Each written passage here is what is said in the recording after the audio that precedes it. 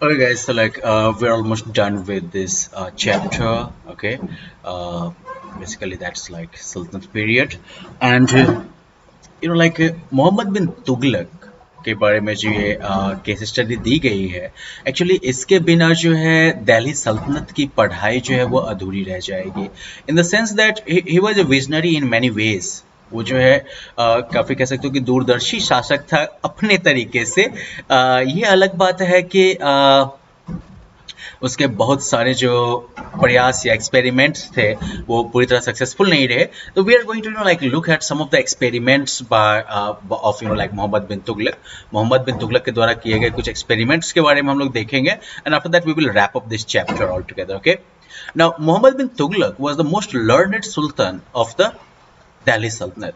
दिल्ली सल्तनत की अगर बात करो तो उसका सबसे ज्यादा शिक्षित जो है सल्तन, दैट वाज मोहम्मद बिन तुगलक, सबसे पढ़ा लिखा था।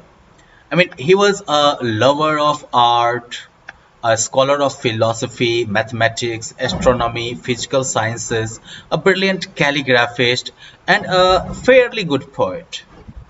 तो सोचते वो आर्ट का काफ़ी बड़ा शौकीन था वो। इसके अलावा वो जो है फिलोसफी का, मैथ का, एस्ट्रोनॉमी का, इसके अलावा जो फिजिकल साइंसेस हैं उनका, इन सब का वो विद्वान था। काफी अच्छा कैलीग्राफिस्ट भी था वो। कैलीग्राफी मतलब जो बहुत ही सुंदर तरीके से लिखते नहीं है सजा सजा के। पहले के टाइम में जो है कैलीग्राफी एक मेजर कह सकते हो कि एरिया ऑफ आर्ट हुआ करता था। तो वो काफी अच्छा वो जो है कैलीग्राफिस्ट भी था, और साथ साथ जो है ठीक ठाक बढ़िया जो है पोएट भी था। But despite his learning, most of his administrative innovations failed. लेकिन उसके सारे शिक्षा के बावजूद, सारे ज्ञान के बावजूद, ज्यादातर जो उसके एडमिनिस्ट्रेटिव इनोवेशंस रहे, प्रशासनिक स्तर पर जो उसके प्रयास रहे, वो फेल कर गए। अब हम इन्हीं में से कुछ फेल्ड एक्सपेरिमेंट्स को देखने वाले हैं। ओके, रेजिंग द टैक्सेस इन दोआब। अब देखो मोहम्मद बिन तुगलक ने क्या किया, तो उसने जो दोआब का एरिया था उसमें लैंड टैक्स को काफी बढ़ा दिया। दैट्स लाइक पंजाब वाला region. Doab which was a very fertile area, वहां का उसने लैंड टैक्स बढ़ा दिया। कितना? तो 50% of the produce at a time when the entire region was in the grip of famine. Basically Mohammad bin Tughlaq ने दोआब एरिया में लैंड टैक्स, जो काफी फर्टाइल एरिया था वैसे, 50% ऑफ प्रोड्यूस कर दिया। और वो ऐसे समय में जबकि पूरा का पूरा रीजन जो था वो अकालग्रस्त था। Okay, this caused wide spread discontent among the pageants of the area. इसकी वजह से जो एरिया के जो किसान वगैरह थे, कृषक जो थे, उनके बीच में काफी ज्यादा असंतोष फैल गया। Barani writes that the peasants fled their homes after setting their crops on fire. Barani लिखता है कि जो किसान वगैरह जो थे वो अपना घर छोड़ छोड़ के भाग गए, अपने खेत में खड़ी फसल में आग लगा के अपना घर छोड़ छोड़ के वो भाग गए। So well, that was a major failure, policy failure, right? This is a transfer of capital from Delhi to Daulatabad. अब बर्नी के मुताबिक, okay, according to Barney, Muhammad bin Tughlaq was motivated to transfer the capital from Delhi to Daulatabad because he believed that Daulatabad or Devgiri was more centrally located and was equidistant from Delhi, Gujarat, Malabar and Kampila. Okay.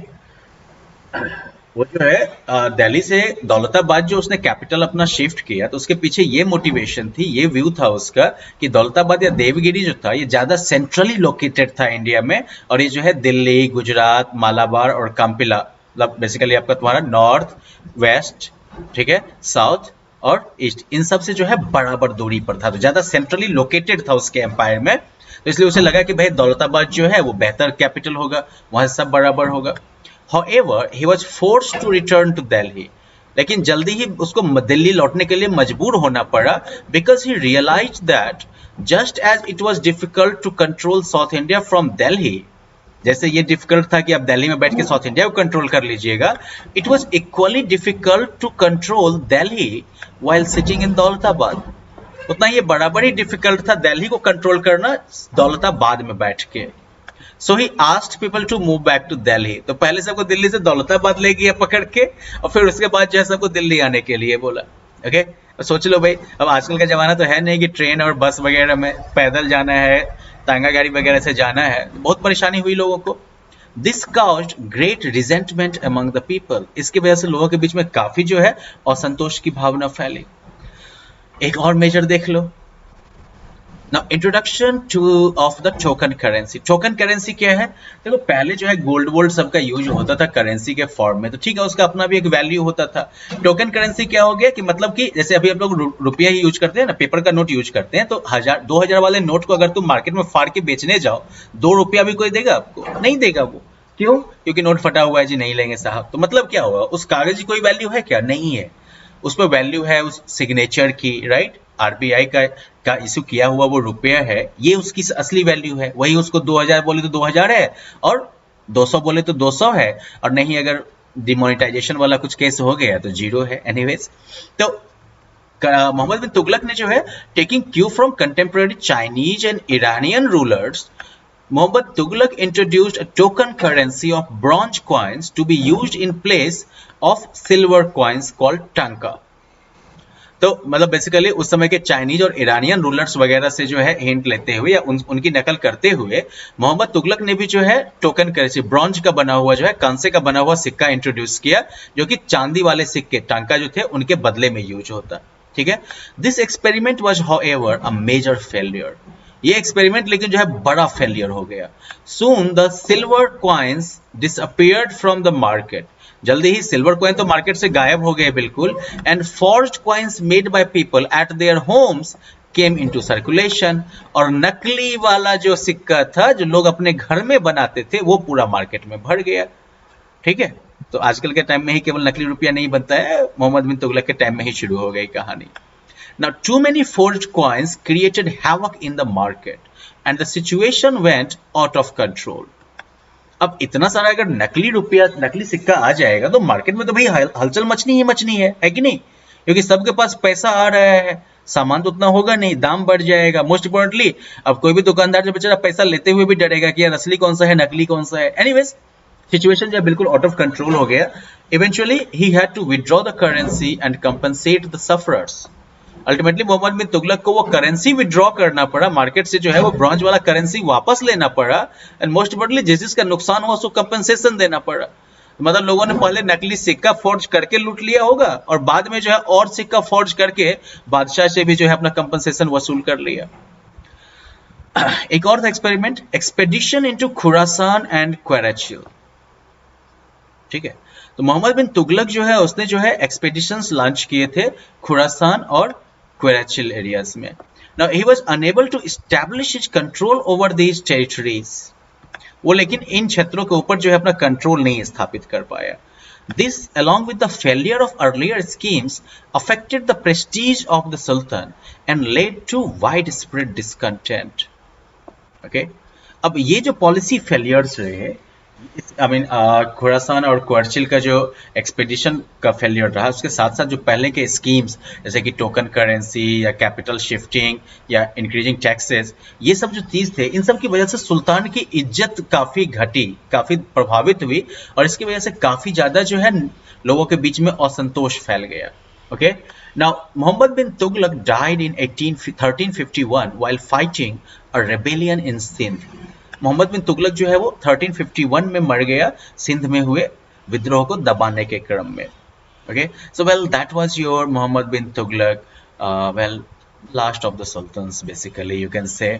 Okay, इसके बाद जो है आपकी सैयद और Lodhi dynasty वगैरह सब आते हैं, ठीक है, तुगलक के बाद, लेकिन इतना बड़ा जो कहोगे उनका कोई कंट्रीब्यूशन वगैरह तो कभी नहीं रहा। ठीक है ना, छोटे छोटे एरियाज को ही इन्होंने कंट्रोल किया, बड़ा तोप किसी ने नहीं मारा। एनीवेज, तो रिकैप दिस चैप्टर, दिल्ली जो है वो दिल्ली सल्तनत के अंदर Delhi became important region. Next thing, the important dynasties of Delhi सल्तनत were the slave dynasty, Khalji dynasty, Tughlaq dynasty, Sayyid dynasty and Lodi dynasty. The foundation of the slave dynasty was laid down by Qutubuddin Aibak. ठीक है, गुलाम वंश की स्थापना जो है कुतुबुद्दीन ऐबक ने की थी।